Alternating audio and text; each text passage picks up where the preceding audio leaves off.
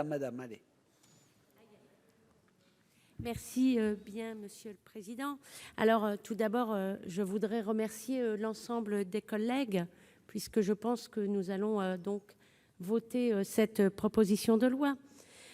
André Chassaigne l'a déclaré à l'Assemblée nationale, et on a beaucoup parlé du rôle des femmes. Je tiens à dire que cette proposition de loi a été portée par André Chassaigne et par Huguette Bello, députée de La Réunion. Et je pense que c'est important de le dire. Donc, je pense que c'est aujourd'hui une œuvre, André l'a dit, une œuvre collective dans l'intérêt de tous et de toutes, et notamment, surtout, dans l'intérêt des agriculteurs et des agricultrices.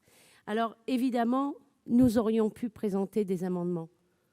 Nous aussi, nous les premiers d'ailleurs, nous aurions pu présenter des amendements parce que plusieurs d'entre vous l'ont rappelé, cette proposition de loi n'est pas complètement satisfaisante, évidemment.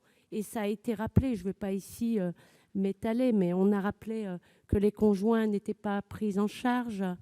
On a rappelé aussi l'écrêtement, parce que je rappelle que les agriculteurs qui ont eu plusieurs professions, eh bien évidemment, c'est ceux qui n'avaient pas assez avec leur terre, avec leur labeur, et qui étaient obligés d'aller travailler ailleurs. Eh bien, aujourd'hui, ils sont victimes finalement d'avoir travaillé ailleurs, puisque on va les mettre à l'écrêtement. Donc c'est dommage. Donc cette proposition de loi, nous aurions pu l'amender, mais aujourd'hui, je pense que nous faisons tous preuve de responsabilité, parce que c'est une première pierre jetée donc dans le jardin des agriculteurs. C'est une première pour eux parce que ça, finalement, ça va aider chacun donc dans son rôle, mais dans le même temps, évidemment, ce n'est pas tout à fait satisfaisant. Alors, moi, je regrette, et nous regrettons qu'il y a eu près de 40 mois, Monsieur le ministre, de retard pour cette proposition de loi, parce qu'il y a 40 mois que cette proposition de loi aurait pu aboutir. 40 mois, c'est long pour les agriculteurs, c'est même très long.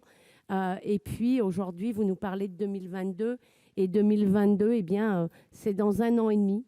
Donc, 1 an et demi plus 40 mois, ça fait qu'on en arrive à près de 60 mois pour voir aboutir cette augmentation pour les agriculteurs. Et c'est dommage d'avoir attendu autant de temps pour pouvoir mettre en application donc cette loi qui est, à mon avis, fort juste. Je vous remercie.